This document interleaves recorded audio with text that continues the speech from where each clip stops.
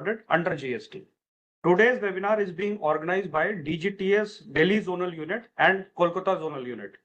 I am Ravindra Joshi, Additional Director DGTS, DZU, and I will be the moderator for today's session.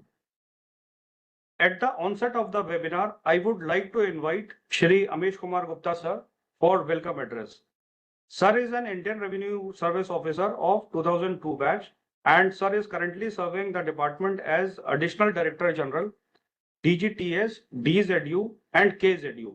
Sir has a very dynamic personality and had a vast experience of serving in various formations of the department in Delhi, NCR, and Gujarat zone. Sir has also worked in board office and has worked in almost all the areas of the department, including customs, excise, goods and service tax. Sir.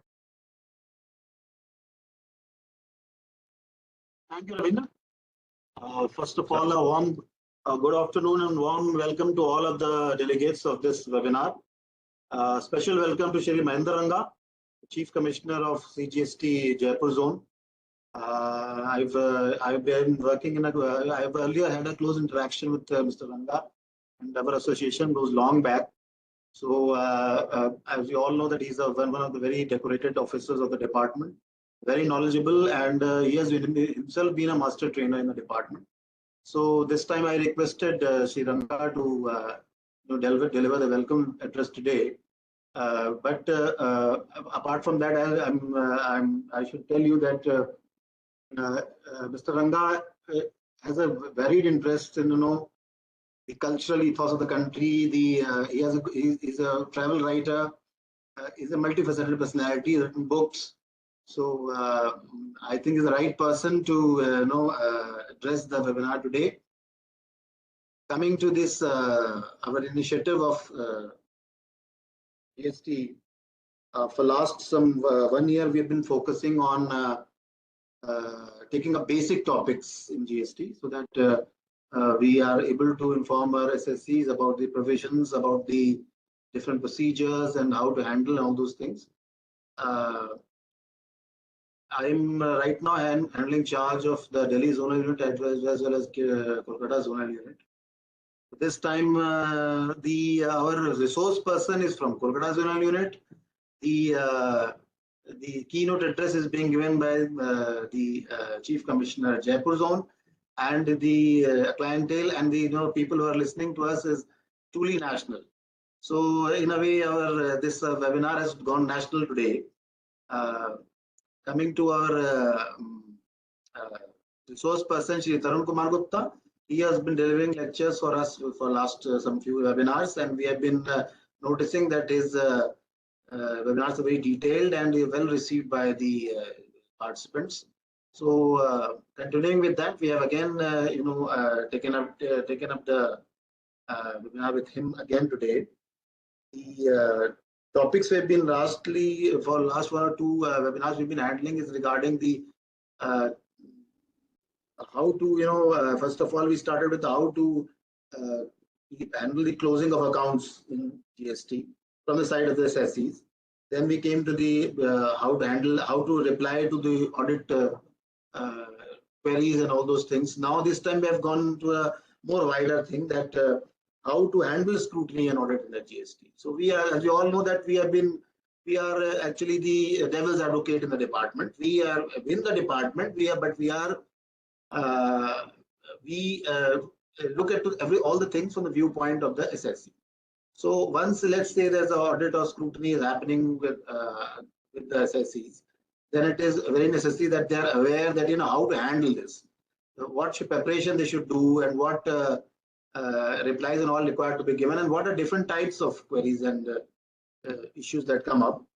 I've gone through the presentation prepared by Mr. Arun Gupta this time, quite detailed presentation, which includes different what are the different data and what are the reconciliation that needs to be done.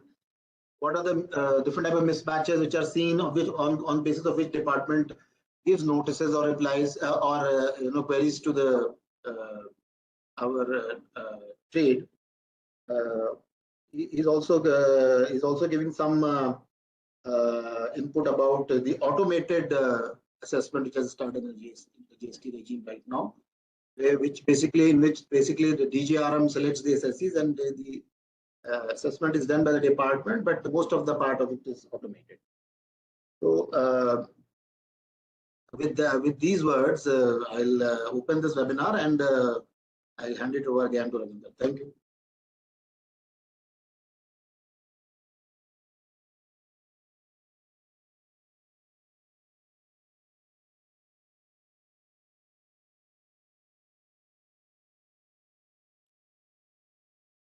Thank you, sir. Thank you for your words.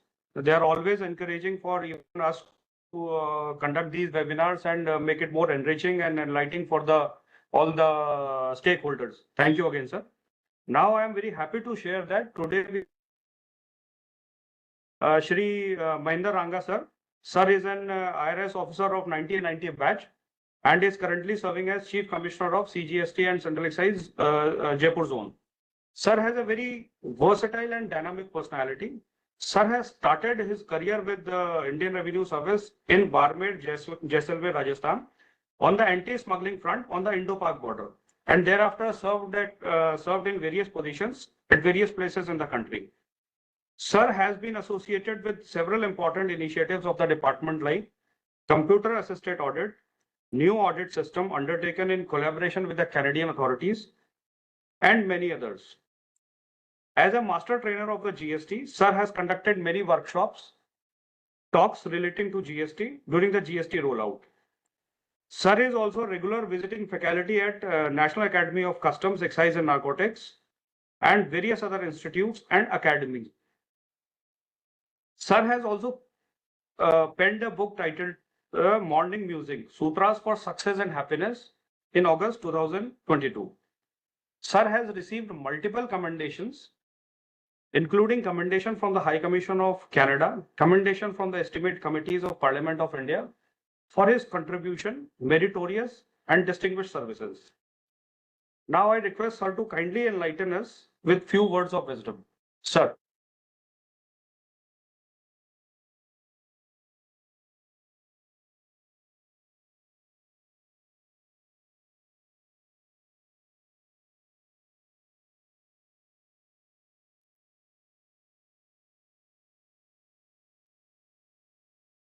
We can't hear you, sir.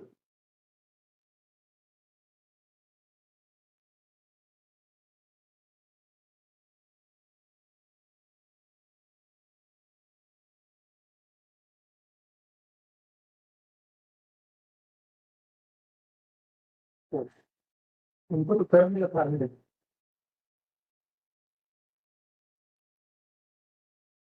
doing that, sir.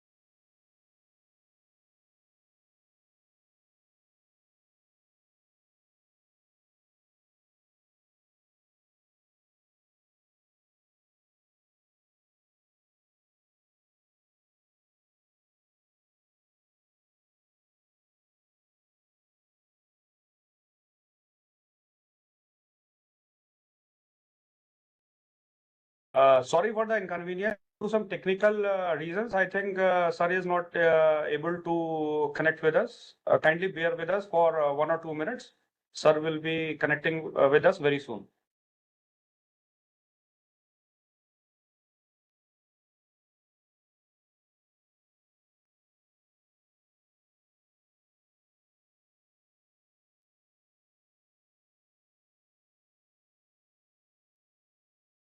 Meanwhile, you can introduce the panelist, Ravinder.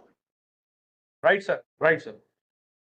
Meanwhile, sir connects. I'll go ahead with the introduction of other panelists. Now, I would like to introduce Shri Arun Kumar Agarwal, who is a chartered accountant and holders a master degree in law. He possesses more than 2.5 decades of experience in various areas of indirect taxation. He is a leading consultant to real estate and construction industry, accounting and other applicable laws in Eastern India. Mr. Agarwal is chairman of GST and Indirect Taxes Council of Merchant Chamber of Commerce and Industry, Kolkata. He is a regular corporate trainer and a visiting faculty on indirect taxes, accounting, auditing for revenue officials, as well as for various universities and institutes. He has authored commentary on West Bengal VAT and practical guide to West Bengal VAT audit. First books on West Bengal VAT. Welcome again, Shri Arun Kumar Agarwal. Thank you so much for your kind words. Thank you for introducing.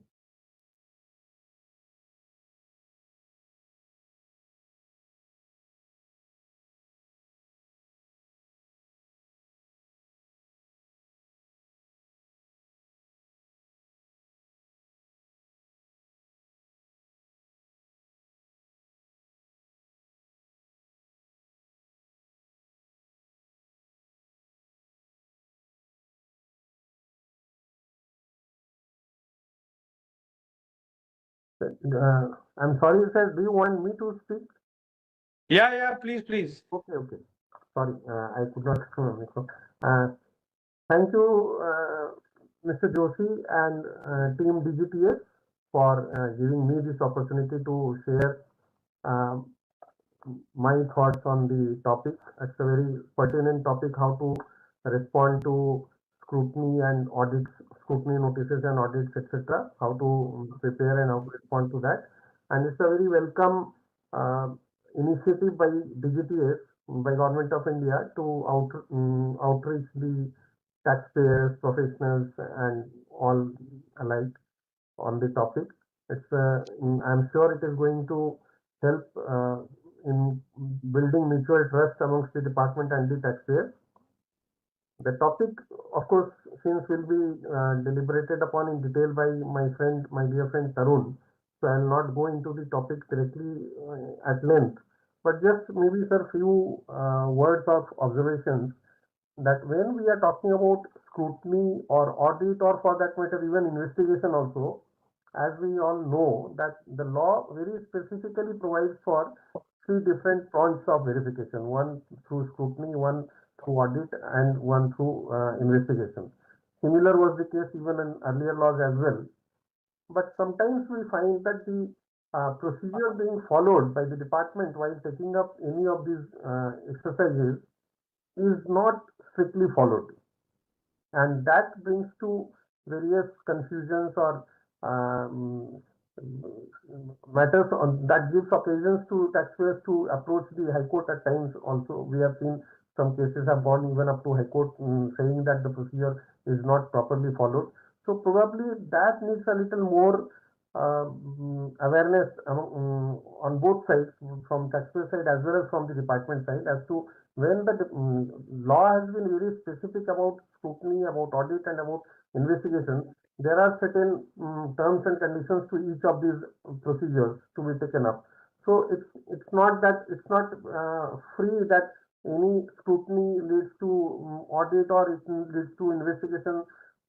Not that. Scrutiny has a limited purpose, it has a limited scope. Audit has a different procedure, it has got some other purpose, some other scope. Purpose, of course, ultimately, whether it is scrutiny or audit or verification or investigation, by way of investigation, the purpose is ultimately to detect if there is any short payment or non-payment, for sure.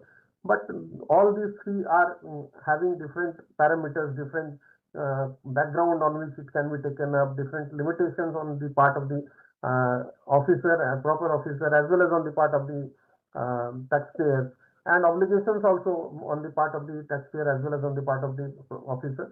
So those things probably need to be more specifically and properly followed, because at times the appropriate form is not used, at times the time limit is not adhered to, And these things create more technical problems rather than addressing the actual issue of detection or verification of short payment or non-payment.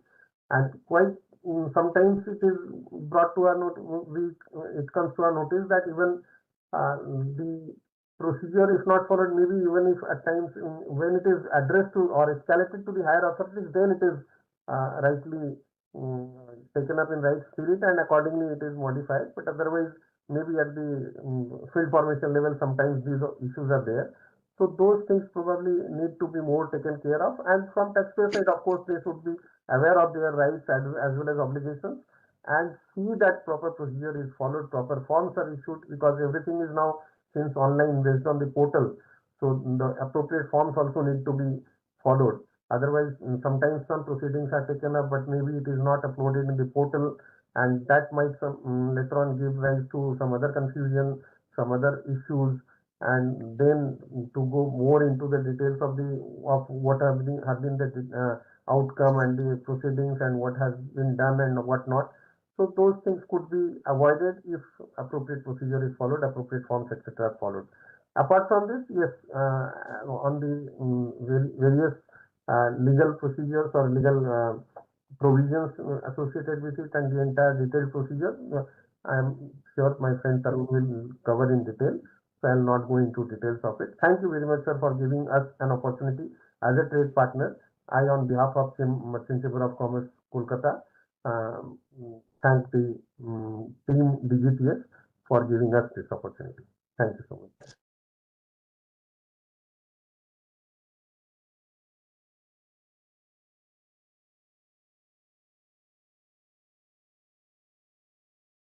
Ravindra, unmute yourself. Thank you, Mr. Arun. Thank you for your views, and we look forward for more participation in future from your side. Thank you so much. Now, I am happy to share again that today we have with us Shri Mahinda Ranga, sir.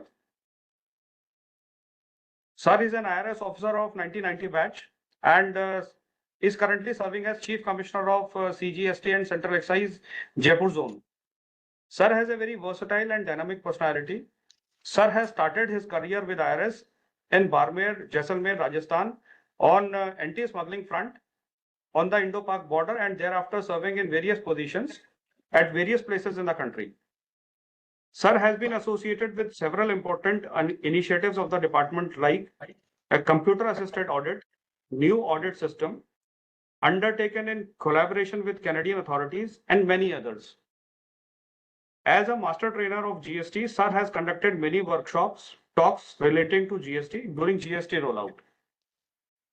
Sir regular visiting faculty at National Academy of Customs, Excise and Narcotics and various other institutions and academies.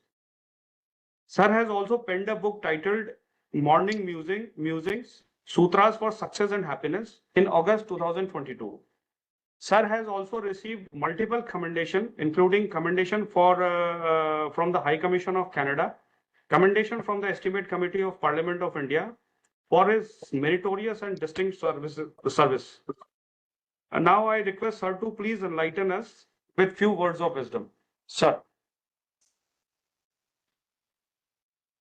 Thank you very much. I hope I am audible. Yes, sir. Good afternoon, everyone. I am grateful to DGTS for giving me this opportunity to interact with all of you. Audit indeed is a very important subject for the department.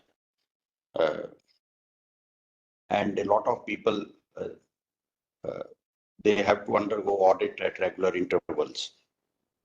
So far as the department is concerned, audit is an important tool of compliance verification, for which the department is basically meant. Although we call them ourselves as tax collectors, but we are actually tax verifiers. We verify whether the taxes have been paid correctly by the taxpayer or not. And audit is an important tool in that direction.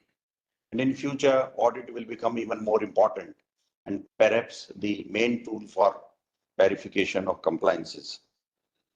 Having said that, I feel that a lot of people get scared when they hear that they are going to be audited. As an officer of the department, I have received many calls from friends when they received the first notice that they are going to be audited, and they were scared. So I think that to handle audit, we have to prepare ourselves in two ways. Number one, mentally. Number two, operationally. So I think handling ourselves mentally and mental preparation is as important as the operational preparedness.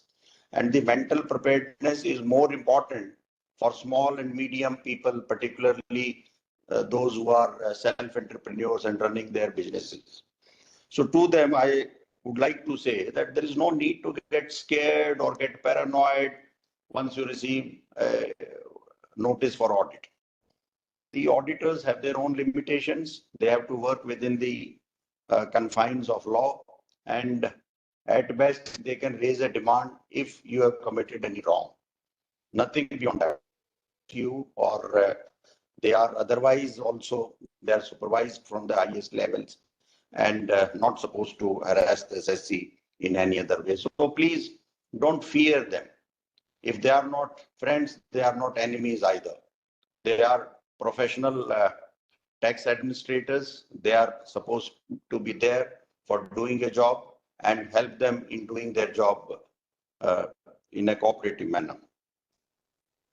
Please note that you have not been targeted by the auditors who are going to come to you to audit. The selection of audit is automated on the basis of a computerized list. There are list parameters, and some people who qualify on those parameters, only they are selected. So the tax auditors don't have any hand in that. So please don't think that they are targeting you in any way. Please be open to this idea of getting audited, as they say, that कि उतना ही डरो जितना डरने की जरूरत है. So please don't get afraid. So first of all, mentally, please be at ease. There is no need to be scared or paranoid. They are coming there for verification, and if there is no cooperation to them, then probably anti-evasion teams might have to come to get the record. So you have to help them. You have to be cooperative with them. And once you have been audited, then for the same issues, you will not be visited by other officers or by the anti-evasion teams. And in case the business has started recently, audit helps in verification, or it can give a confirmation that the processes that you are adopting are correct and that you are paying the taxes correctly. Otherwise, a wrong practice continued over a period of time can lead to accumulation of large demands, and the audit can help the taxpayer in avoiding those demands. So an audit can actually help the taxpayer in that process. So I would like to say that mentally, please be at ease, don't get scared, and be ready to welcome the taxpayer, the auditors. The auditors will be interacting in their total interaction can be divided into 3 stages: pre-audit, during audit, and post-audit. Pre-audit, they will be asking for documents. There is a prescribed list. They will ask for returns. They may ask for invoices. They may ask for some third-party data. They may ask for details of orders placed. They may ask for returns. So there is a prescribed list. So share the data with them, help them in organizing themselves. Once they receive the data, then they will identify areas where possibly there may be issues in tax compliances. So help them in giving with the data. And lack of cooperation in this can put the taxpayer into some difficulties, and department may have to resort to some other methods which are not really to the liking of the taxpayers or to the tax administration. The second comes during the process of audit itself. Provide them some space where they can operate. You can extend some basic courtesies like tea to them. That is your own volition. You can't be forced to incur any expenditure on them. They are given allowances by the government and which are sufficient for them to take care. But during audit, they may ask some questions, they may ask for explanations, they may ask for further information. Please help them with that information. Post-audit, if they have found that there are some non-compliances in their view, there will be discussions with the audit team. Please participate in these discussions, and some of the issues, they can be settled in those discussions itself. You can consult your experts in providing them with the answers. Normally, any taxpayer of good size has the assistance of chartered accountants or other experts. And I will suggest that you involve them during the process of audit so that you can respond to their queries, what you are doing and why you are doing. Most of the issues I have seen that 90% of them get resolved during that process.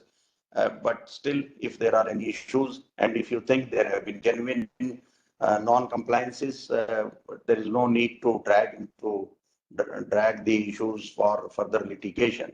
I will suggest that it is best to pay the duties, but if still you feel that the demands being made or the opinion of the auditors is not correct, you can contest the issue. There are legal channels, there are various fora where they can be handled. And in case you feel that you are being harassed or there are some undue demands which should not be there, please don't get unnecessarily perturbed. There are departmental officers, senior officers are there. Please feel free to approach them. But to summarize myself, the audit is a duty being performed by tax administrators.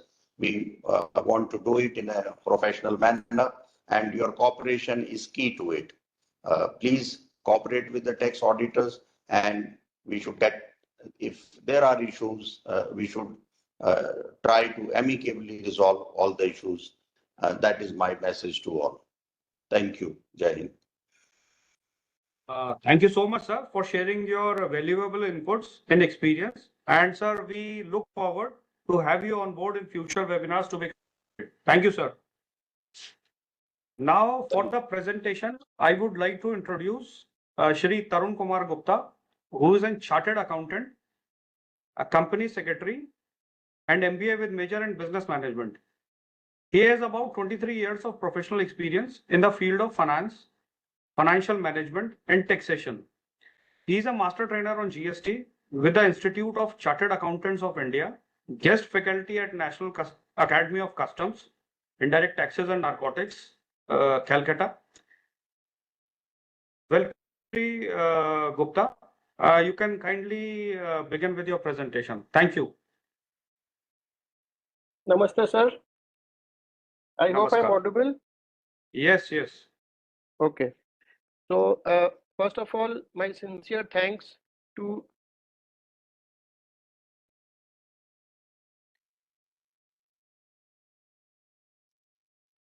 DGTS, Delhi Zonal Unit, and Kolkata Zonal Unit for giving me yet another opportunity to share my views on this very important topic, how to handle scrutiny and departmental audit under GST. I also thank Shri Mahinda Ranga, sir, Chief Commissioner CGST Jaipur Zone, Shri Amish Kumar Gupta, sir, ADG DGTS, and sir yourself, Ravindra Joshi, sir. I also thank my senior and the trade partner, Shri Arun Agarwal ji from Merchant Chamber of Commerce, for being with us. Thank you so much. So what I will do is I will share a presentation. Just a second, sir.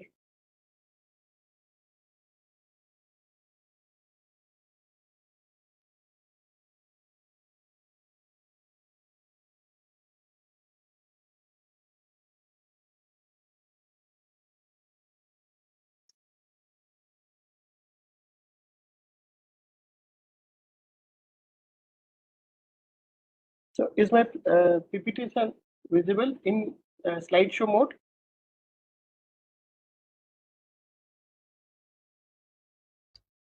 Yes, sir, it is visible, sir. Yes, sir. Okay. Okay. Thank you. Thank you so much. So let me start with the importance of the entire subject, because like Ranga sir said, that this is a very important aspect of the entire GST procedures that we see, because scrutiny and departmental audit, one can say, is the first step which the department takes to ensure that the taxpayer is basically compliant with the procedures of GST. In fact, the department has also had good amount of success in tax collection once they have started this entire process. In fact, I would like to quote Shri Johari sir, who was the CBIC chief. In the 2023 post-budget interaction, sir had said that the board had detected a revenue shortfall of almost around 22,000 crores from the tax audits done of almost like 51,000 GST returns, and a revenue shortfall of 2,200 crores from scrutiny of around 31,000 GST returns. Now, these figures are only for CGST. I am sure if we add the scrutinies and the departmental audits done by the various state GST officers and the departments, this amount will increase quite substantially. So, this is a process in which the department is assessing whether the tax paid, whether the input tax credit availed by the taxpayer, and whether the refund that has been taken by the taxpayer, whether it has been as per the procedure or not.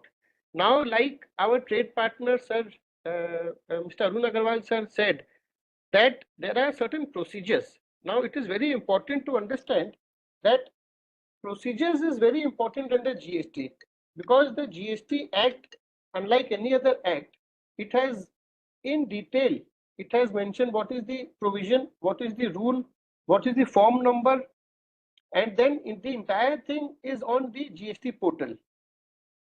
So basically, if we start with audit or if we start with scrutiny, the entire thing step by step one can see is on the portal.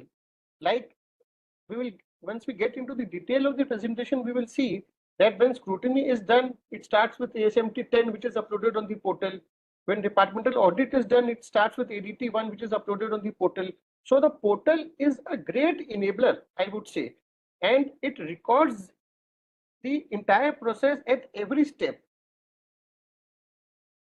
So now let us get into the presentation.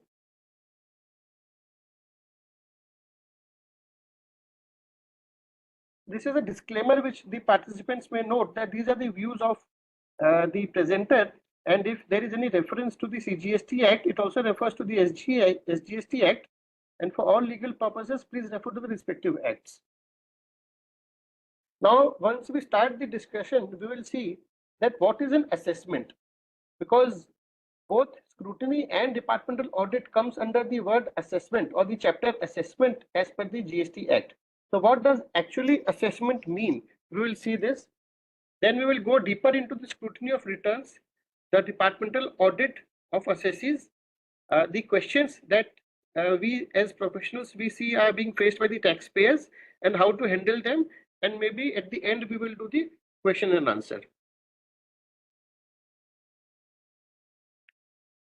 So let us understand what is the definition of the word assessment. So now the Honorable Supreme Court has, in various other tax laws as old as in 1958, had passed a judgment in which the word assessment was defined, and it said that the word assessment is comprehensive and can comprehend the whole procedure by ascertaining the and imposing liability on the taxpayer. The word assessment cannot be given a restricted meaning. So many a times we have seen that the taxpayers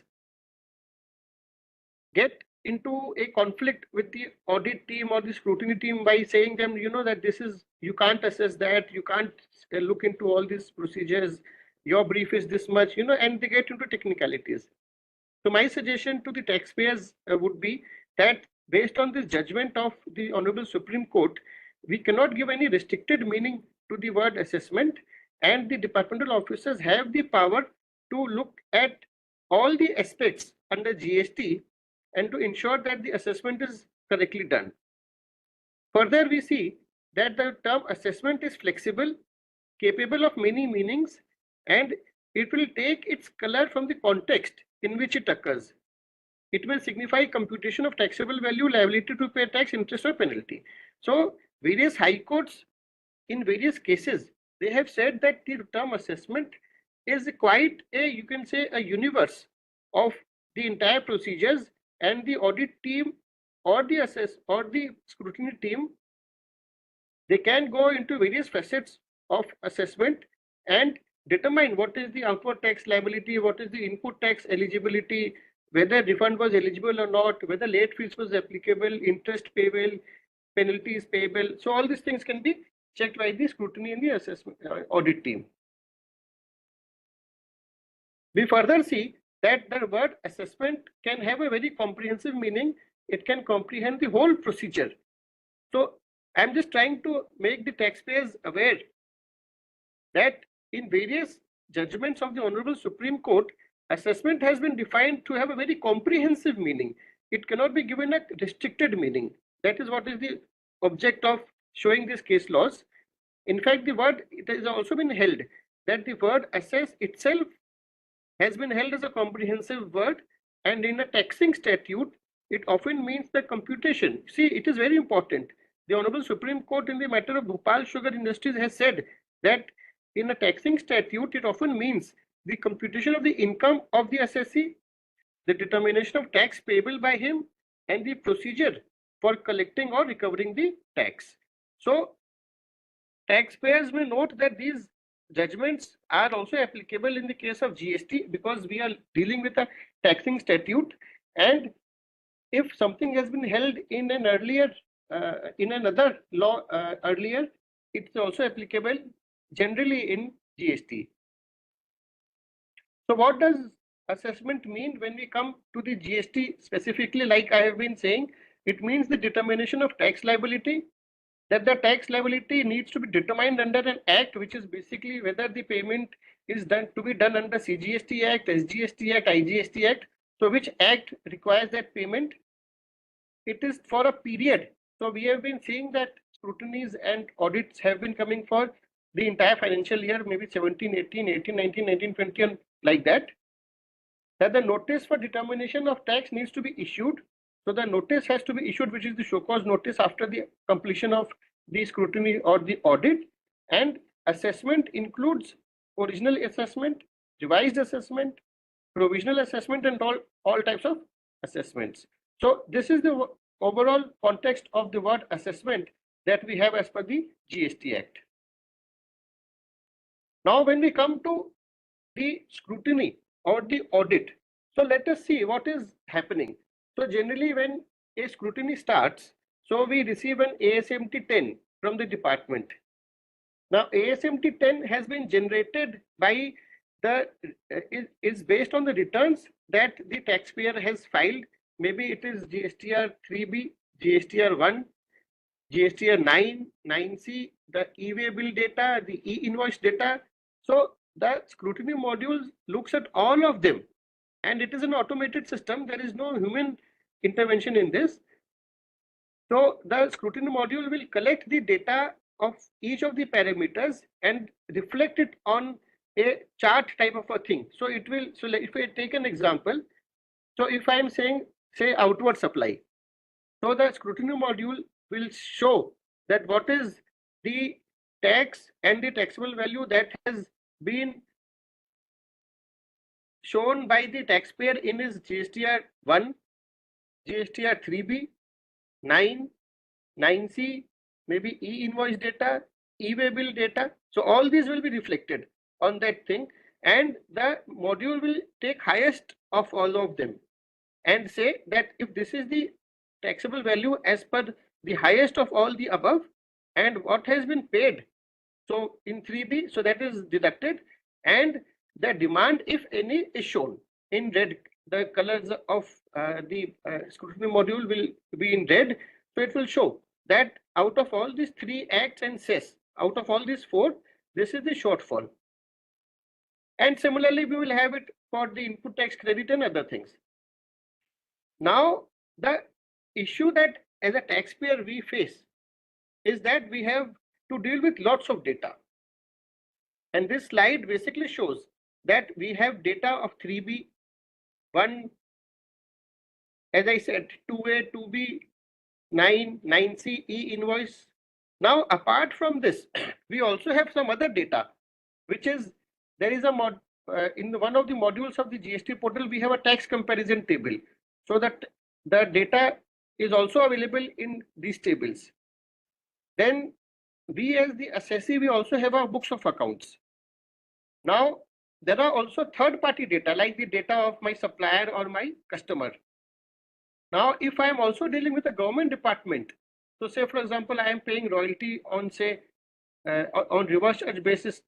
So the data from the respective state mining department is also there, and various other things. So what we see is that both the department as well as the taxpayer are dealing with lots of data. Now the challenge here is to ensure that we are able to reconcile this data, which is a very Herculean task in some cases, and especially when under Section 73 audits are coming maybe up to 3 years, and under Section 74 it can come up to say 5 years. So laying hands on records which are 3 years, 5 years old, and along with that you have to have the supportings. Sometimes it becomes very difficult from a taxpayer's point of view. But if we look at the department point of view, then unless you as a taxpayer you reconcile the difference between say 3B and 1 and 9 and 9C and all these things, so unless you explain the difference to the departmental officer and explain that why there is a difference and what is the reconciliation, so you will have to deal with this problem. Because if I come to the next slide, so these are the reconciliations that we see, and this is common for both scrutiny as well as departmental audit, because departmental audit also starts with all these scrutiny parameters. Taxpayers who have faced departmental audit will agree with me that the departmental audit also starts with all those parameters which are there in scrutiny, and plus they take some other information from the taxpayer and they come to those points. So both in scrutiny as well as departmental audit, the duty of the taxpayer is to ensure that all the reconciliations between say outward supply, between input tax credit, between total turnover, all these things are duly done and provided to the officer. Because if we look at the officer's point of view, then say let us take the example of input tax credit. Now, if input tax credit has to be reconciled between 2A, 2B and the books of accounts which have been availed in 3B, so invoice to invoice match. Now, taxpayer says that I have reversed a credit note, then that has to get reflected in the books of accounts, isn't it?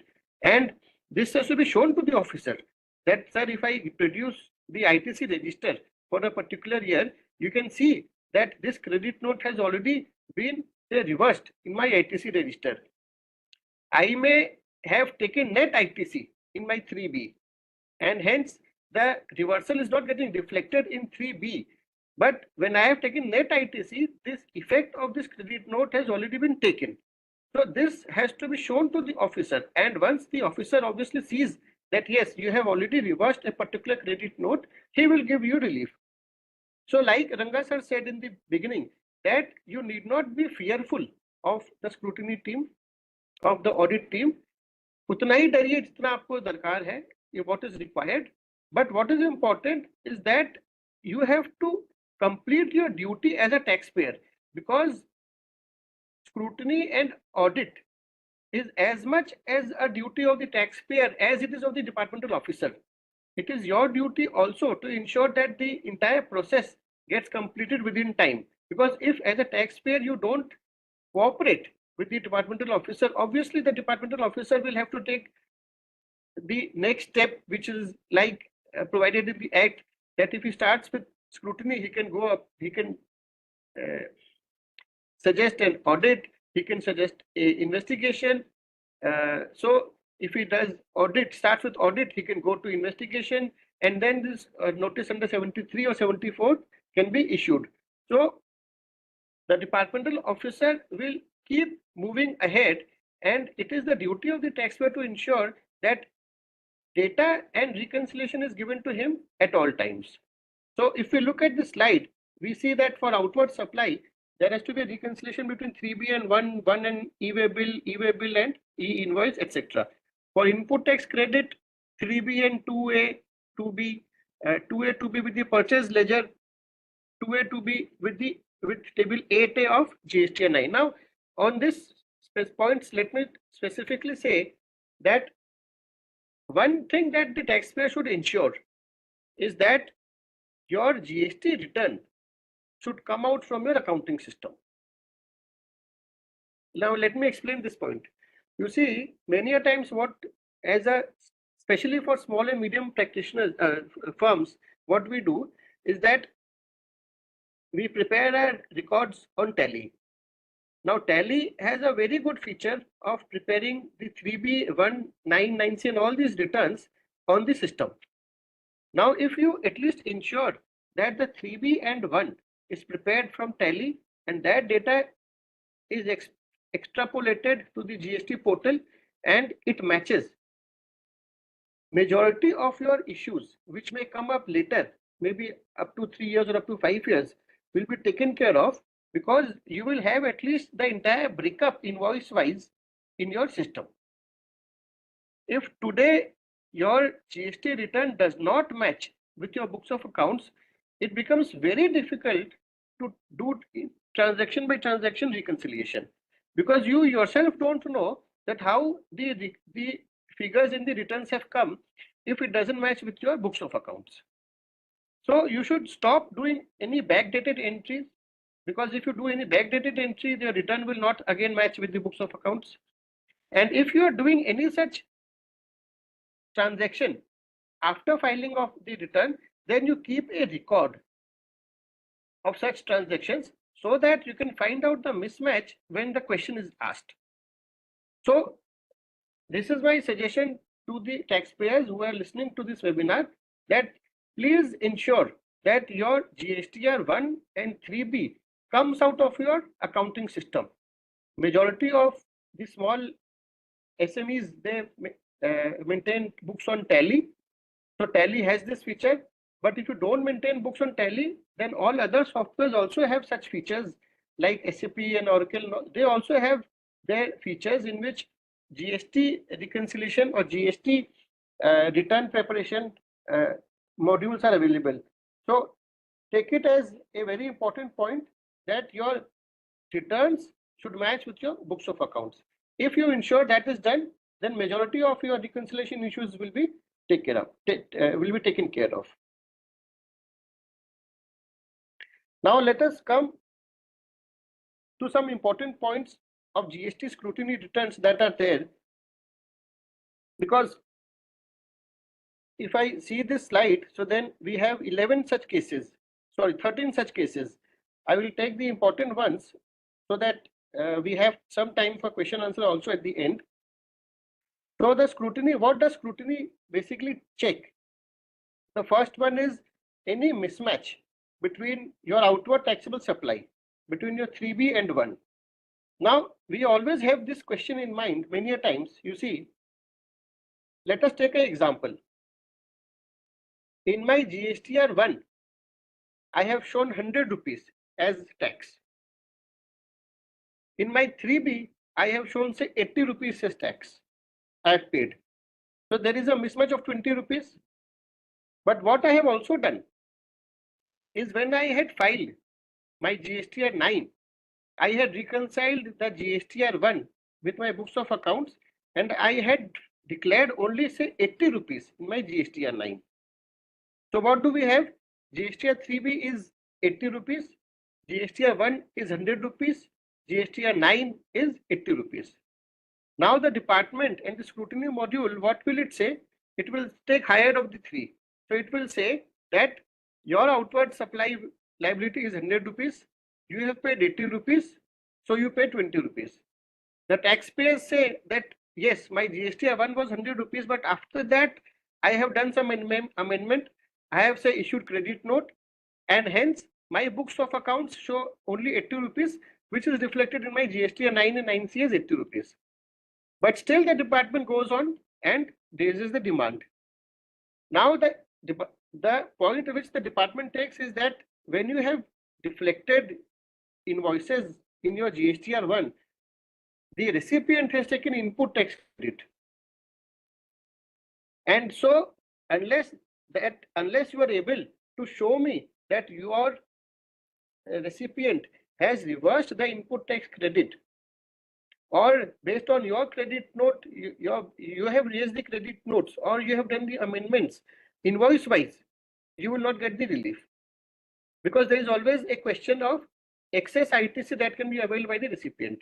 So hence, we should not get perturbed by such statements of the department, wherein as a taxpayer you feel that what you are saying is correct, and the department is unnecessarily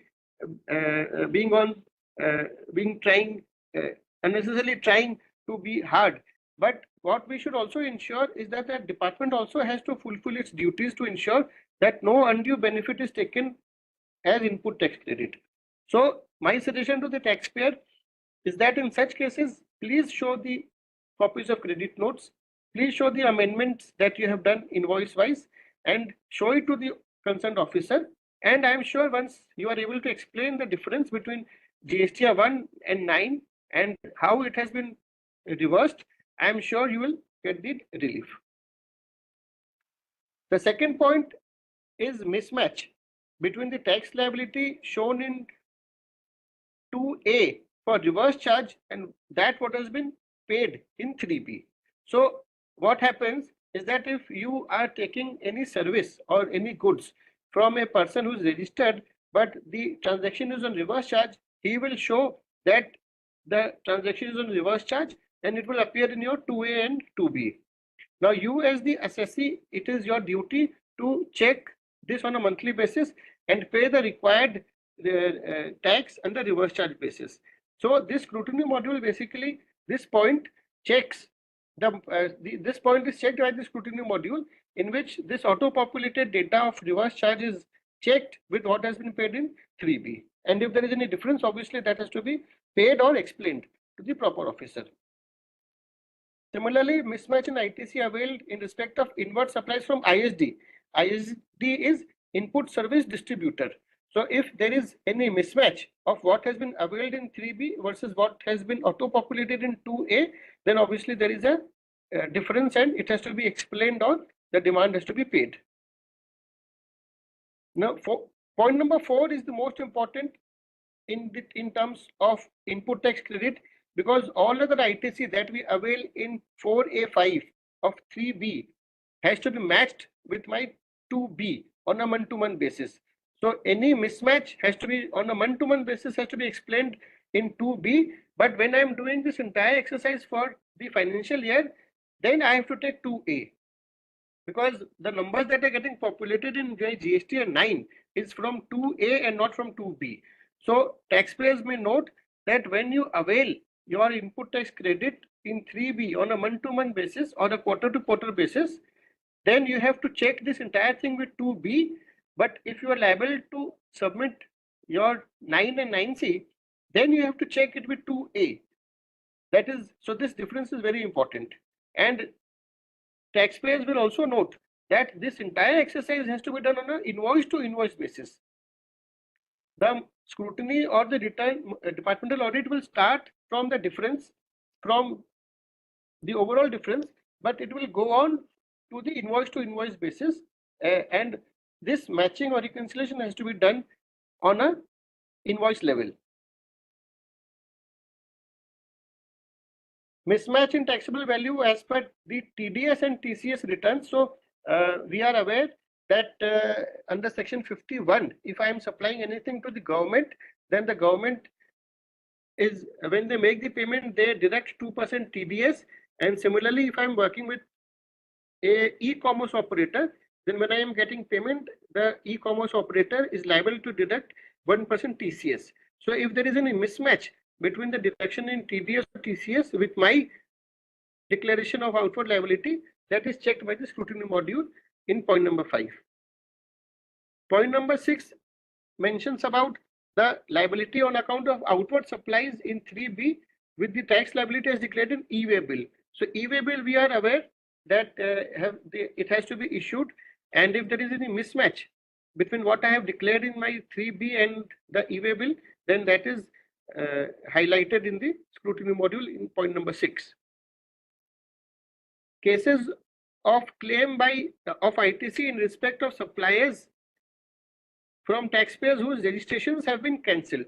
So this is a very litigated issue. We will know taxpayers who have been dealing for the last since 2017-18 are aware of this point, that what is happening is that if a registration of a supplier has been cancelled, specifically suo motu cancelled from 1/7/17 itself, so taxpayers are getting demands on this issue from the department, saying that when the registration has been cancelled suo motu from 1/7/17 itself, then the supplier never existed. Now you, as the taxpayer who has purchased the goods or the material from the respective supplier, so one has to show the goods receipt note, one has to show the tax invoice, e-way bill if it was applicable, the ledger copy, payment has been done. So all these things are shown to the proper officer in this point. But many a times the proper officers, they are not giving relief on this point because it is a litigated issue.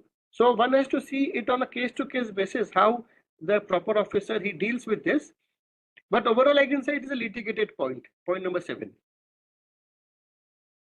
Point number 8 is ineligible ITC availed in respect of invoices, debit notes issued by the suppliers who have not filed their 3B returns. Now this again is a litigated point, point number 8, because what is happening is that taxpayers have, say, purchased goods or services from a particular supplier, and from a particular supplier, and now that person has not paid to the government. So what do I do as the taxpayer? Because taxpayers have been saying that I have paid to my supplier. Now, if he has not paid to the government, then why is the government coming to me? They should go to the supplier and collect their money. Now, as I've already said, that this is a litigated issue, and in various cases the department has been raising demand where the tax has not been paid because it is a violation of section 16(2) where tax is not paid, and hence the demand is raised for availment of wrong input tax credit. So we will have to see on a point-to-point basis, on a case-to-case basis, what is the exact case. But two important points for point number 7 and 8. One is that this has to be done on an invoice-to-invoice level. So case-to-case, we have to see what is the actual relevant point. And second is that it is a litigated issue. So there are various cases that are going on in the various high courts, and matter has also gone up to the Supreme Court. So we have to see this on a case-to-case basis. Point number 9 is cases where ITC has been availed in case of returns in 3B filed for a tax period after the last date of availment of ITC, that is September or November, it has whichever is the date. So now point number 9 is again litigated because it is under section 16(4), and 3 or 4 high courts have ordered given orders against the assessee, whereas the matter is now 2 matters I think have now gone up to the Honorable Supreme Court level, and we will have to await a judgment from the Honorable Supreme Court on this point. But here also this is a litigated point, and we have to see what the judgment comes. Point number 10 is mismatch in ITC availed in respect of import of goods.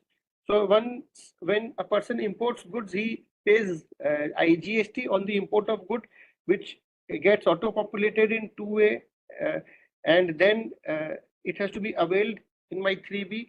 So if there is a mismatch, this difference has to be explained by the assessee, because many times what happens is the data which comes from ICE gate, so it doesn't transmit on a timely basis in my 2A or 2B, and hence there is a difference. Because if I have say paid for 10 bill of entries in this particular month, and if say only 6 or 7 say bill of entries are transmitted from ICE gate to the GST portal, then for the balance, obviously I cannot leave it out, I have to take it, and hence there is a difference, and this difference has to be explained in case of a scrutiny.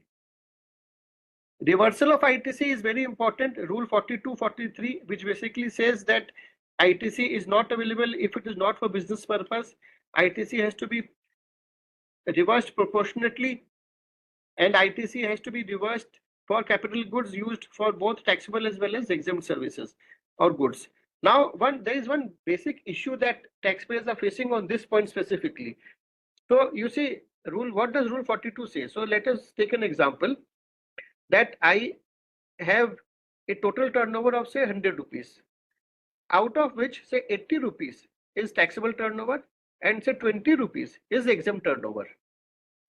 Now, as per Rule 42, what does it say? It says that for the common credit, so any credit which is used commonly for both taxable turnover as well as exempt turnover, so that common credit I have to reverse up to the percentage of my exempt turnover.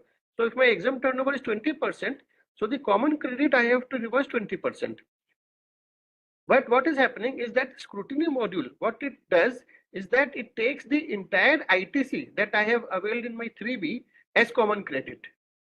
The difficulty the department is facing is that out of the 4A5 figure that I am giving in my 3B, I am not differentiating that how much is common credit and how much is my actual credit for taxable supplies. So the scrutiny module, what it does, it takes the entire ITC that I have availed as common credit and it applies the rate of 20% and says that this is the reversal that has to be done, which is becoming little difficult for the taxpayers. But I am not sure what will be the solution for this, because it will require a change in the scrutiny module, the way it is getting calculated. Now, as a taxpayer, what I have to do is I have to show the entire ITC register to the officer, bifurcate the common credit in that, and then apply the exempt turnover percentage, and that is what is actually required to be reversed under Rule 42 of the CGST rules. So there is always a very big difference between what actually the law tells me to pay and what the scrutiny modules tells me to pay, and that difference has to be explained with working and all. So this becomes a little cumbersome exercise, but I think at this point of time there is nothing that can be done. We will have to go through this entire process to ensure that my calculation as per, so what the calculation that the taxpayer does has to be explained to the proper officer, and once it is agreed, then that has to be paid. If it has not been already reversed, so the amount has to be paid. Any interest that is required to be paid, so under section 50, so interest and late fees under 47, so this also is calculated by the scrutiny module, and it is calculated, and if it is required to be paid, I am sure the taxpayers will have to pay this, because there is no such relief from interest or late fees. So these are the 13 important points which come out of the scrutiny module that has been prepared by the department, and now this entire thing is on an automated system. The DGARM office in Delhi, they choose the taxpayers for whom scrutiny has to be done.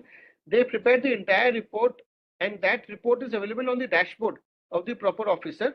The proper officer takes that and he issues ASMT 10 for the respective financial year, giving 30 days to the taxpayer to make a detailed reply. There is generally no interaction that is done between the proper officer and the assessee at this point of time, because the duty of the taxpayer is to take each and every point by point, and like we have discussed, show the reconciliation, prepare the invoice-wise details, and in ASMT 11 within 30 days, or if the time is extended, he has to upload the reply on the portal. And if there is any amount that is admitted, that should be paid.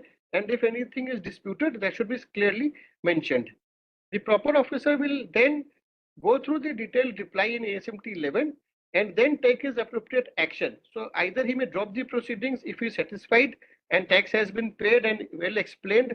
So he may drop the proceedings and issue ASMT 12, or if he is not satisfied and he wants to take the proceedings further, he may either suggest or recommend for detailed audit, or he may, if the taxpayer is not cooperating, he may recommend for inspection, or he may straight away go and issue the pre-show cause notice, which is DRC 01A. The proper officer can also go forward and issue the show cause notice, because the issuing of pre-show cause notice in DRC 01A is no more compulsory. So it can also happen that once ASMT 10 has been issued, the taxpayer gives a reply in ASMT 11 and straight the proper officer issues the DRC 01, which is the show cause notice. After which the assessee has to make a reply in DRC 06, which is the reply to the show cause notice, and an order will come under in DRC 07. So this is the general procedure that we see is done by the proper officers. Automated scrutiny I have covered, because nowadays many of these things are automated. So we see that artificial intelligence and the use of information technology is in great use by the department, and all these things are automated as per the automated GST scrutiny. Now let me come to the departmental audit of the assessees. So departmental audit started from 17-18 for the 9 months onwards, and it was also done for the credits that we had taken, because the transitional credits that were taken were checked and audited by the department. We also see that some taxpayers and some clients are facing audit from CERA, which is the Central Excise Revenue Audit. Now there is an issue many a times we feel which is being done, because you see, as per a last Bombay High Court decision, the CERA has not been given power to undertake audit under the GST Act. We have seen that under service tax and the central excise, CERA used to come to the premises of the taxpayer and undertake the audit. But now, after the, I think, the judgment of the Honorable Bombay High Court, the matter is sub judice and it is before the apex court now. But nowadays, when CERA is doing the audit, the letters are being issued through the respective range or the proper officer. Now, we have, as professionals, we have seen that, say, a scrutiny has been completed for a particular taxpayer for a particular year. And now again, CERA is issuing letters saying that we have done the scrutiny, and now, you explain these further points. We have also seen that audit has been completed by the departmental officer, and after that the CERA audit comes and they say now under scrutiny provision we are issuing these letters. So many a times there is a duplication that is happening. Many a times parallel proceedings, it results in parallel proceedings. It also results in multiple proceedings for a particular year, and the taxpayers sometimes face difficulty in replying to multiple agencies or multiple letters. But we will have to, but what I can tell to the taxpayer from the department side is that all these things have to be taken on a case-to-case basis, and it is better that all these letters are replied to. I will take this at the end maybe, but many a times we feel that there is a legal issue. So let me explain this with an example. That say a letter has come from CERA audit, and you want to take a point that CERA is not authorized to say undertake audit under GST because of the Honorable Bombay High Court matter, and the matter is sub judice. So you can take a legal point. You can take a legal point by saying that this is what the legal provision says, but don't stop there. Continue with your submission on the facts also. So in your reply, you take the legal point as a taxpayer because you have the right to take your legal point, but don't stop, continue with the facts also and explain that after taking the legal point, this is the fact and this is what is the actual position. These are the documents, and you complete that also as the factual point. So now, as I said, the department, when they start the audit, they will issue ADT 1, and then they will conduct the audit, and it will end with the issue of the final audit report. Now, Ranga sir said that in the beginning that the selection of the taxpayers is done by the system. So what are some of the parameters? Let us see. So some of the parameters for the selection of the taxpayer for audit includes that the taxpayer was not previously audited. It depends on the size of the taxpayer, the net profit, the income from some high risk activities that have been identified by the department. Say, for example, real estate income. So if there is a assessee who has huge income or majority of his income from high risk activities, for example, real estate, then the probability of getting an audit is very high. Then the taxpayer is filing his returns inconsistently. So he is delaying in filing of his returns and he is not regular. So that can also call for an audit. If the taxpayer was previously investigated for any evasion, so there is a likelihood that in the future years an audit may come.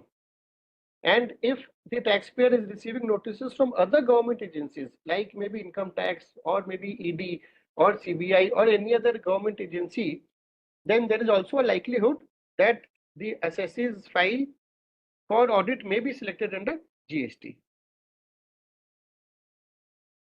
The taxpayer's returns is prepared by questionable accountants. So this is also one of the selection parameters for audit.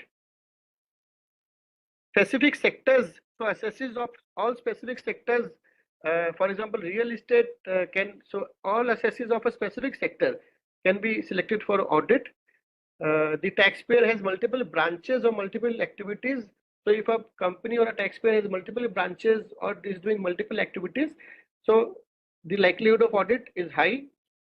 There have been audit assessments or differences in audit. So if say last year there has been an audit and huge differences come out, so getting an audit letter for audit for this year is also a high likelihood. The taxpayer has supplied goods on which there has been a reduction in rate of duty in order to examine the possibility of profiteering. So we have seen that when GST had started, so anti-profiteering measures, the applicability of anti-profiteering measures were there, and many taxpayers had received audit letters to ensure that any change or reduction in the rate of duty was duly passed on to the consumers. And the taxpayers whose turnover increased substantially after enactment of GST. So if there is a huge rise in the turnover after the enactment of GST based on the previous trend, so in that case one can expect that maybe an audit can be, the file may be selected for audit. So what I have also tried to capture in this slide is the time for issue of notice or orders under the specific years and under the specific section 73 and 74. So we see that the financial year for the financial year 17, 18, 18, 19 and also 19, 20, the due date to issue show cause notice under section 73 has already passed, and under section 73 the date of order has also passed for 17, 18 and 18, 19. So for these 2 years it has become time barred, but for section 74 it is still open, and the taxpayers can expect any notice under section 74 from 17, 18 onwards. And so the slide captures all these dates. I'm just leaving it open for some time. If you want, you can take a screenshot.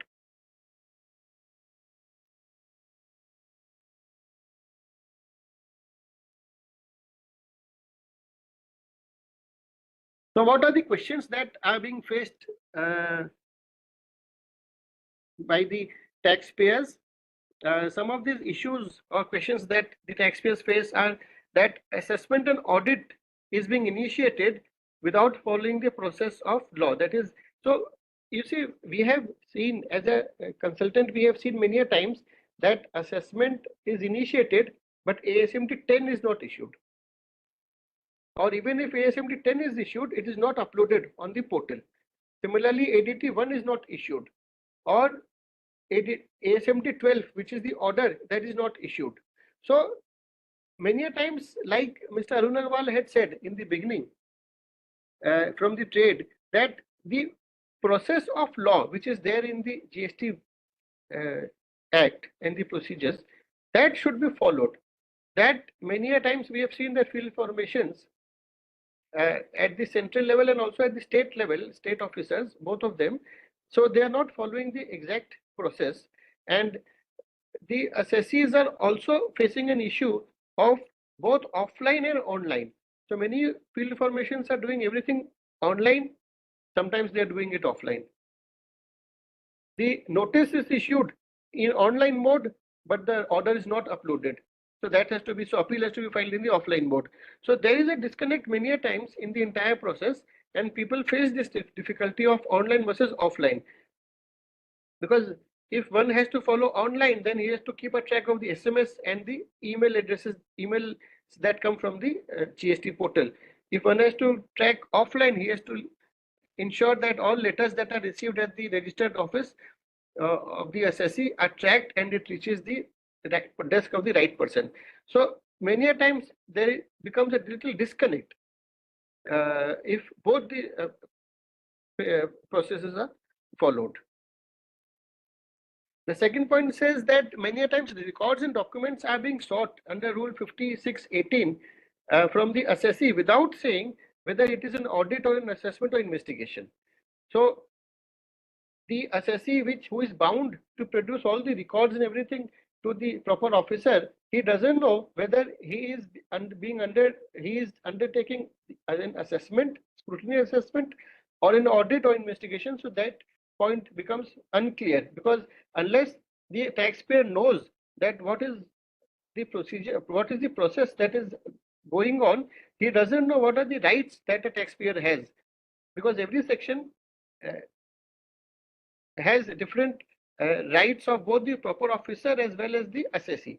So without saying that what is going on, the taxpayer will not know. So this is an issue or a question that many times are faced by taxpayers. Parallel proceedings is something that I discussed already between assessment and audit is being done, because we have seen, and cases have also gone to the various high courts, and sometimes the matter is also taken up that after assessment, audit is allowed. However, after audit, assessment should not be done. If an audit has been done, then why of a particular year, then why is some other agency doing audit of the same year? Why are different agencies raising the same issue? So sometimes taxpayers face this issue, but my suggestion to the taxpayer is that you have to take each and every case separately, and the merits of each and every case will require you to assess whether the same point is being repeated again and again, or different points are being taken. Because like Ranga said in the beginning, that once an assessment or a scrutiny or an audit has been done and particular point has been dealt with, then in future that should not be again dealt with by any other agency. If they said, if that is being done, you may point it out to the other agency that, you see, I have already replied and this point is already closed in a previous proceeding, and hence we request you not to take up this point again. So point by point, this thing has to be seen, that whether parallel proceedings are going on, multiple proceedings are going on, and what relief can you seek from the department as well as from the various case laws that have been come till now.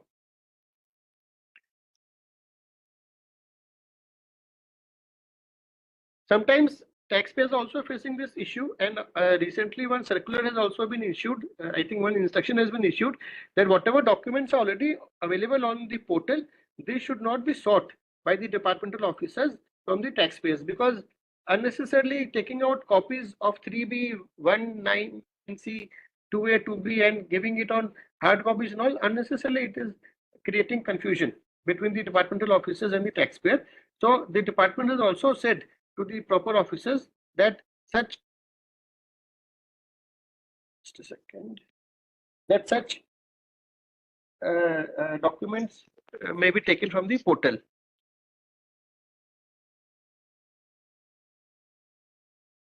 Yeah, I will. Yeah, I think these points have been covered. Input tax credit and its reversal. So I have discussed these points when I was discussing. I will just skip. Yeah. So I will just now try to complete my presentation. So how to handle from a taxpayer's point of view such scrutinies and assessments. So you do your independent assessment. So whenever there is a difference that is pointed out by the department from their records, you please do your independent assessment. And if there is any difference in the figures that have been shown by the department in this various documents, you please say that this figure is maybe incorrect and the correct figure is this figure, and you attach the document. Then, as I said, you please address the law point and the facts too. Don't just leave the reply only on the law point and without addressing the facts. So please address both the points. Many times the taxpayer has to take a decision versus whether he should go for a reply or for a writ petition. So that will again depend on a case-to-case basis. Please take advice from your professional and he will guide you best on whether you should adhere to the procedure as per GST, or if there is any case for any writ petition, then one can go in the Honorable High Court. Payment versus litigation, my sincere advice to the taxpayer is don't litigate each and every point, because there is merit in so many points that are being that come out in scrutiny and audit. So please decide whether one should pay or one should litigate. If it is a payment point, please pay with tax and penalty if applicable. But if it is a point of law and where it is already a litigated point, which we have seen, so in that case you can go for litigation. But please decide on a case-to-case basis whether you should pay or litigate. There are various cases that have come on this subject, so please study the case laws relevant to your case.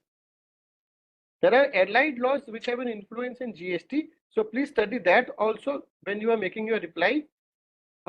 We also have many articles, write-ups on various websites which you can study to make a reply for yours. Please keep checking the portal for all related activities, because you never know, you have missed an SMS or an email and the proceeding has moved forward. So please don't miss any deadlines, and please keep checking the portal for related activities, and please discuss with your professionals, with your fellow professionals, take opinions, because it is a new act, GST, and we have just seen that timelines for 17, 18, 19, 19 are just getting completed. 17, 18 is still open for under section 74. Some cases have reached to the Honorable Supreme Court. So many cases are being decided at the Honorable High Court level. So it's a new act. You can take opinions and follow the professional opinion. So when you're making a reply, please ensure that you clearly say what is the demand that is admitted or disputed. Please give your facts on the disputed demand, make pair-wise replies, give supportings, give third-party documents, CA certified statements, anything that you feel will make your case stronger. Complete your submissions, and you can also attach income tax returns, 3B copies, all these Form 3CT copies, just to ensure that your reply is a comprehensive reply. And if something is left out during any of these proceedings, don't worry, because you have a chance. If you want to add a submission, you can go to the portal and add. There's an option for adding reply. So click on the add reply button and you can upload further documents. If still you miss that chance during hearings, you can submit a document. Even after hearing, if you feel that you have left out something, you can submit a letter post hearing by saying that this is my further submission. You can also seek an opportunity for any personal hearing after the first one. And still, if you feel anything is left out, you can submit to the proper officer. But please ensure that you submit these documents before the order is passed, so that all these things can be taken care of by the proper officer when he finalizes the order. So this is the end of my presentation. I think I have been able to place some important points for the benefit of the taxpayers. And now, I think, sir, Thank you. if you want, we can take the Thank question. you, Shri Gupta, for such an exhaustive and lucid presentation. And I'm very sure that all of us have been benefited by it. Now I would like to invite participants for any questions, if any, and kindly ensure that questions asked should be relevant to our today's topic. Further questions can be asked using the chat box. Now, house is open for the question answer session. So I will take some questions which are already there, sir, in the chat box. Let me start.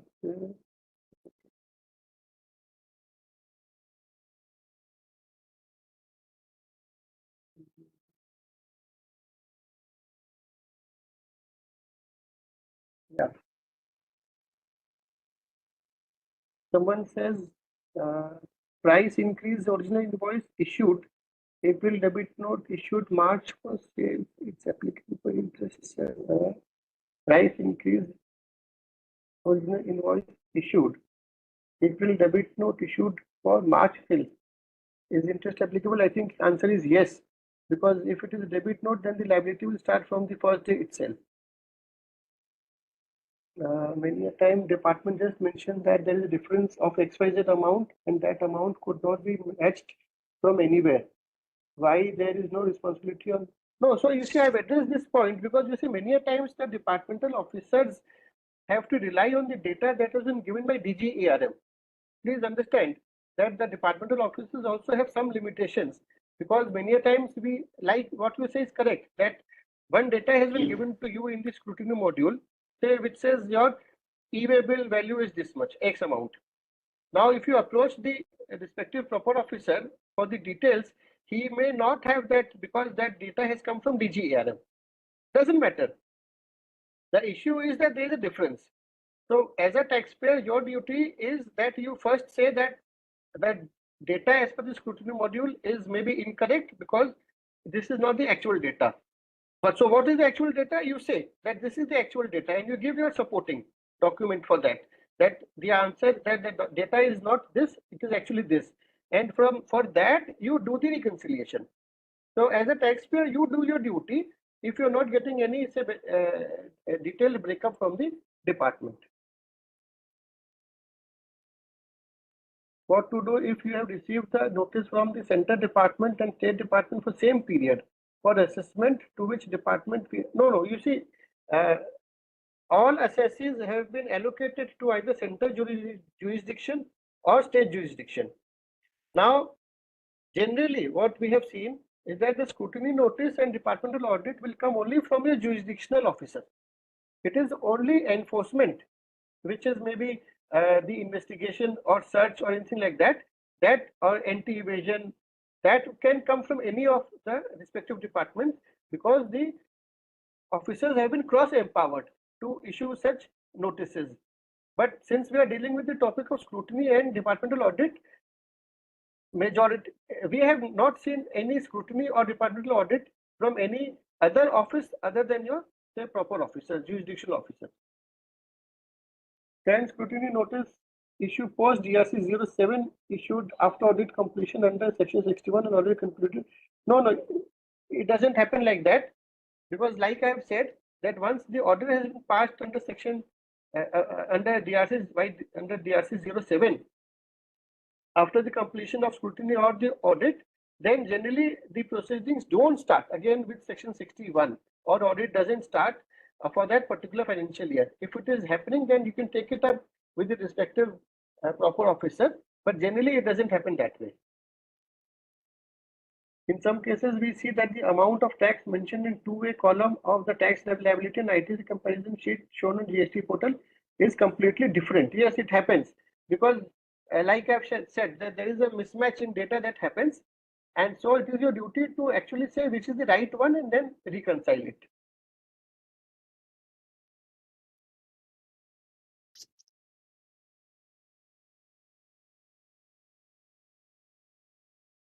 We have received ADT 1 for 22-23 department demand for any other year any other due.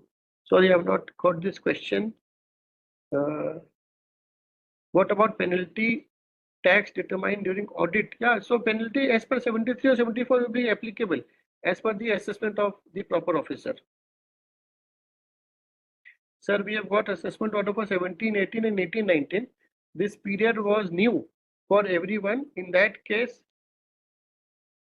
department give at least waiver in interest on penalty. See, this is something that you may make a representation to the government by saying that for 17, 18, 18, 19, it was first 2 years of GST implementation, and if you want any relief, then you can make a representation to the government, and they may take it up in their wisdom.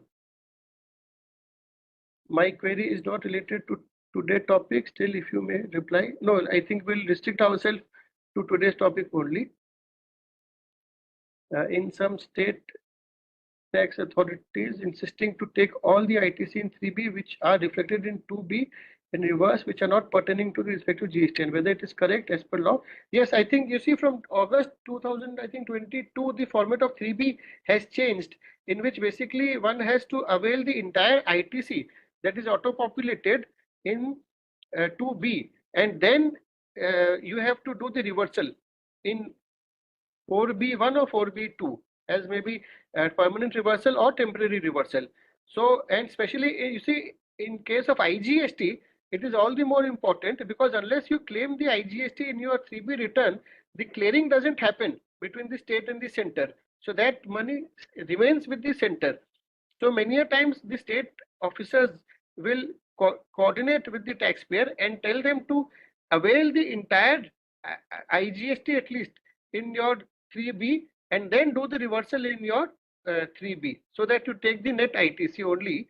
But yes, this is a as per procedure, you are supposed to take the entire ITC in 2B and which gets reflected in 2B in your 3B and then do the respective reversal. 1920 ASMT 10 document was submitted, still not issued any order. Yeah, so I think 1920 we still have time. We have received ADT 1 for 22-23. Can department demand any for any other year document other than? No, generally, if you have received an audit letter for say 22-23, so unless this year is connected with say the previous year, they will not demand documents of any other audit year. So let me take an example. So in 22-23, you say that there was some ITC that was auto-populated in say GSTR 2A of 21-22, which I have availed in say 22-23 because maybe the goods were in transit. So the departmental officer may ask you for the ITC register of 21-22 just to ensure and just to check whether you have not availed that ITC in last year also and this year also. So if it is a related case, then the departmental officer may ask for the documents for the other year, but generally otherwise they don't ask. Section 74 is for fraud, then how can in audit they impose penalty in section 74? They have no, sometimes you see we have seen that if it is a case of section of if it is a case of audit, then section 74 becomes applicable because section 74 is not only for fraud, it is only for misrepresentation and giving wrong documents. So 74 can trigger in case of audit. It may not get triggered in case of scrutiny, but in case of audit, it may get triggered. So how much time do we have? Can I take last 3-4 questions? Cool. Yes, please. Okay, sir. Okay. RCM liability for 1920, we paid it today if credit available for RCM in financial year. No. You see, this is again a litigated issue because if you have paid RCM liability for 1920, 16.4 gets hit and officers are not allowing this. But as I said, 16.4 is already litigated and the matter is sub judice. It is before the Honorable Supreme Court. So we may have to wait for the decision. Received notice from Ministry of Finance, Department of Revenue and notice is not showing on the GST portal. Sorry, I don't understand what notice you have issued, what notice has been issued, because if it is issued by the GST department, then ideally it should show on the portal. We have unless it is done offline. We have received GST audit from financial year 17-18 till 22-23. Does all years are valid for audit or there is time limit? No. So the time limit is basically for the issue of notice under section 73 or section 74. Now, since you have received an audit letter from 17-18 onwards, and as I said that anything that comes out in audit, if it is a fraud or a misrepresentation, then 74 can trigger, and we still have time for the issue of notice under section 74. So the department has the right to conduct the audit from 17-18 onwards. I have cancelled my GST now to file final return in GST at 10. We have some excess credit lying. We are a service provider. No, I think this is not related to today's topic. Sir, 74 is for fraud. Then how can I have answered this question? I have answered this question. So is 17, 18, 18, 19 time bar for scrutiny? Answer is no. See, you see what is happening is that it is time barred for issue of notice under 73. So it is not time barred for scrutiny. Any notice that is issued under 73 is time barred for 17, 18, 18, 19. How can, yeah. So I think, sir, there is no further question. I have answered all the questions.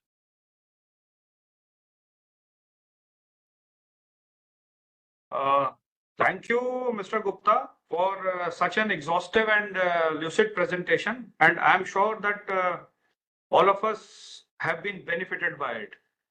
Thank you, sir. Thank you so much. And now, so I think now it was indeed an enriching and enlightening experience for all of us. And a short span, we have been enriched with all the information on how to handle scrutiny and departmental audit under GST. And credit goes to all the presenters as well as participants, without whom this webinar would not have been a success.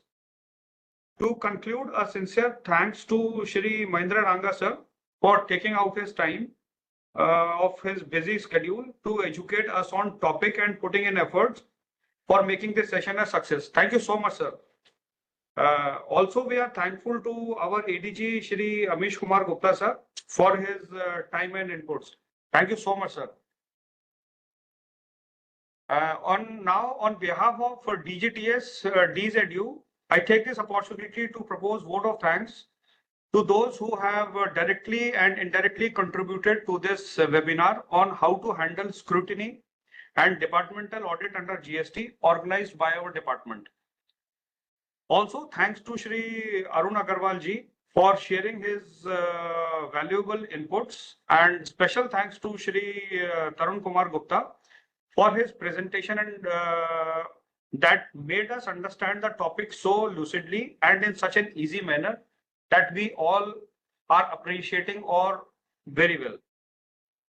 In the end, I would like to thank all the participants for all their support and time in making this webinar quite a success. Thank you all. Thank you so much and have a good evening. Thank you, sir. Thank you. Thank you, everyone. Thank you, sir.